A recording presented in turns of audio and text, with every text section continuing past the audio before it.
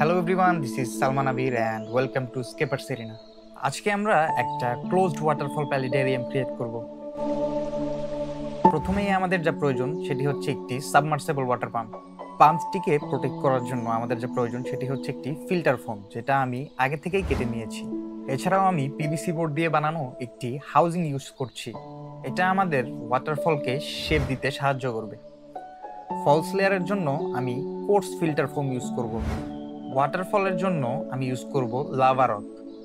Lava rock আমার খুবই পছন্দের একটি রক, এটি শেপ দেওয়া খুবই সহজ। এই স্কেপে আমি ট্রায়াঙ্গেল কম্পোজিশন ইউজ করব। এইসব ওয়াটারফল সেটআপে কখনোই আমি একদিনে প্ল্যান্টিং কমপ্লিট করি না, এই জন্যই এই ভিডিওটার আমি একটি পার্ট 2ও করেছি। এইটার মেইন কারণ হচ্ছে ফাঙ্গাসের আক্রমণ। এইসব ওয়াটারফল সেটআপে ফাঙ্গাস খুব সহজেই ধরে যায়। ট্যাঙ্ক সেটআপের ফার্স্ট উইকে এই রিস্কটা সব থেকে বেশি। তাই আমি কিভাবে এই প্রবলেমটাকে হ্যান্ডেল করি এটা দেখার জন্য ভিডিওটি শেষ অবধি দেখবেন।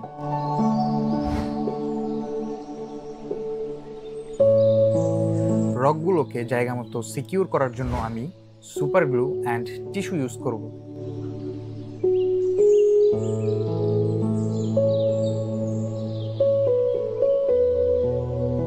ওয়াটারফলের গ্যাপগুলো ফিল আপ করার জন্য অ্যান্ড স্ট্রাকচারটিকে আরো সলিড করার জন্য আমরা ইউজ করব পিইউ ফোম।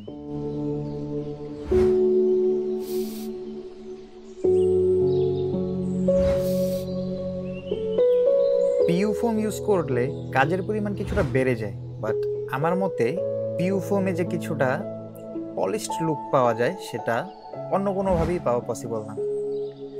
এখন যদিও দেখতে অনেকটা বাজে লাগছে, but believe me, it will get better. ফোমটা শুকাতে প্রায় 1 ঘন্টার মতো সময় লাগে, অ্যান্ড ফোমটা শুকিয়ে গেলে তখন আমরা আমাদের ইচ্ছা মতো শেপ দিতে পারবো। অনেকে ক্ষেত্রে ব্লেড ইউজ করে, বাট আমার মনে হয় হাত দিয়েই সব থেকে বেস্ট রেজাল্ট পাওয়া যায়। ফোমের সারফেসটাকে কভার করার জন্য আমরা ইউজ করব ক্রাস্ট ড্রাগন রক।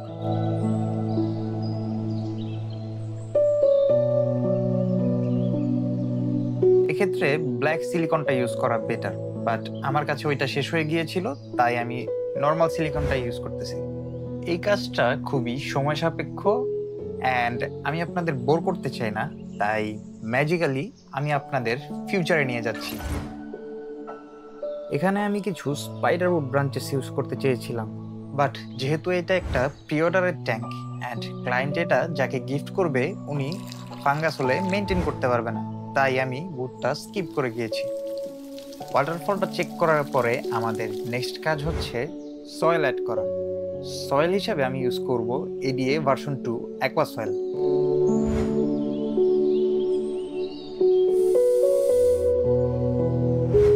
ওয়াটার সেকশনে আমি কোনো প্ল্যান্টস ইউজ করব না, তাই এখানে জাস্ট আমি গ্র্যাভেল ইউজ করব।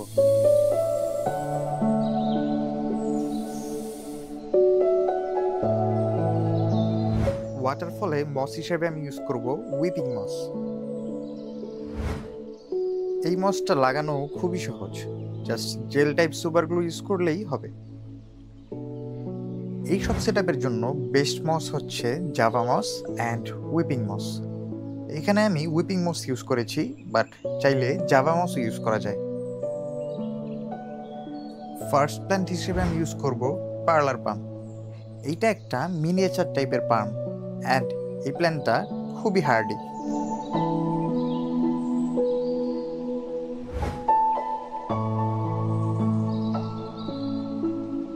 নেক্সটে আমি ইউজ করব লেলিওপসাস ব্রাসালিস। এটা একটা অ্যাকোয়াটিক প্ল্যান্ট, বাট যেহেতু এটা ইমার্জড গ্রো করা, তাই এইসব সেটআপে এটা খুবই ভালো হবে। নেক্সটে আমি ইউজ করব হাইড্রোকটাল ট্রিপার্টিটা। এটা একটা খুবই ফাস্ট গ্রোয়িং প্ল্যান্ট, হোপফুলি এটা সব দিকেই ছড়িয়ে যাবে। কার্পেটিং প্ল্যান্ট হিসাবে আমি ইউজ করেছি এইচসি কিউবা। যদিও এটা আমি রিমুভ করে দিয়েছি, ভিডিওর নেক্সট পার্টে আমি কি ইউজ করেছি এটা রিমুভ করে সেটাও জানাবো। যারা এখনো অবধি আমার ভিডিওটি দেখছেন, আমাকে অ্যান্ড আমার ওয়ার্ককে সাপোর্ট করার জন্য অ্যান্ড ইন ফিউচার আরও এমন অনেক ভিডিও পাওয়ার জন্য ভিডিওটিকে লাইক অ্যান্ড চ্যানেলটিকে সাবস্ক্রাইব করে যাবেন। এই 7 দিনে আমি ট্যাঙ্কে অনেক কিছুই চেঞ্জ করেছি, যেমন কিউবা সরিয়ে আমি শীট মস ইউজ করেছি। লাস্ট কিছুদিন অনেক গরম থাকার কারণে কিউবাটা মেল্ট করা শুরু করেছিল। এখান থেকে ফাঙ্গাস হওয়ার চান্স ছিল, তাই আমি কিউবাটা রিমুভ করে দিয়েছি। এখন ট্যাঙ্কটা কিছুটা স্টেবল হয়েছে, তাই আমরা আমাদের বাকি প্ল্যান্টিং কমপ্লিট করে ফেলতে পারি। ব্যাকগ্রাউন্ডে যে প্ল্যান্টটা ইউজ করছি এটার নাম হচ্ছে বোলওয়াইটিস ডিফর্মিস। অনেকেই হয়তো ভাবছেন যে ব্যাকগ্রাউন্ডে তো কোনো সয়েল নেই, এই প্ল্যান্টটা আমি কিভাবে দিচ্ছি। এই প্ল্যান্টটা অনেকটা এপিফাইট ফার্ন। এইটা গ্রো করতে কোনো সয়েল লাগে না, জাস্ট একটা হিউমিড প্লেসে রাখলেই হয়। নেক্সটে আমরা ইউজ করব বোসাফ্লান্ড্রা। বাংলাদেশের ওয়েদারের জন্য এইটা আসলে খুবই একটা সেন্সিটিভ প্ল্যান্ট, বাট হোপফুলি এখানে এটা সার্ভাইভ করবে।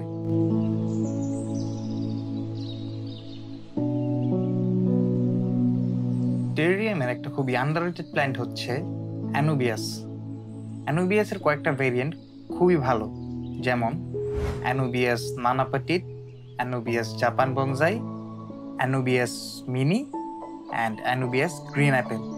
আমার এখন অব্দি ইউজ করা এই কয়টা ভেরিয়েন্ট সব থেকে ভালো সার্ভাইভ করেছে।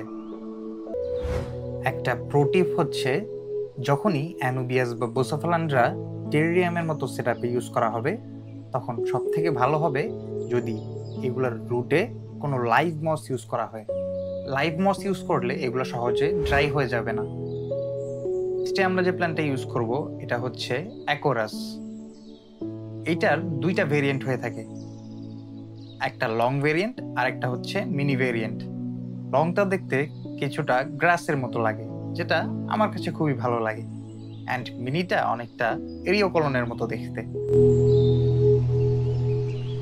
এইসব রেডিমেড সেটআপ যদি কেউ কিনতে চান বা যদি কেউ নিজে বানাতে চান অবশ্যই আমাদের সাথে যোগাযোগ করতে পারেন। আমাদের ফেসবুক অ্যান্ড হোয়াটসঅ্যাপের লিংক ডেসক্রিপশনে দেওয়া আছে। এই সেটআপটা নিয়ে যদি কারো কোনো কোয়েশ্চেন থেকে থাকে বা আমার জন্য যদি কোনো সাজেশন থেকে থাকে অবশ্যই কমেন্ট করে জানাতে পারেন।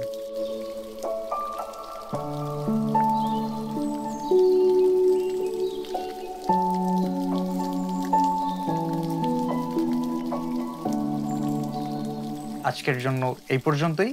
C you in the next video.